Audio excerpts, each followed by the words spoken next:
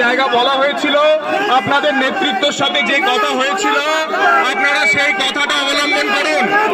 আপনারা কিন্তু অন্য রুটে এসেছেন, আপনারা শান্তিপূর্ণভাবে আপনাদের আন্দোলনটা রাখুন। আপনাদের যে নির্দিষ্ট রাস্তায় যাওয়ার ছিল, আপনাদের নেতৃত্ব কথা হয়েছিল, আপনারা সেটা দিকে না এসে আপনারা অন্য দিকে এসেছেন। আপনারা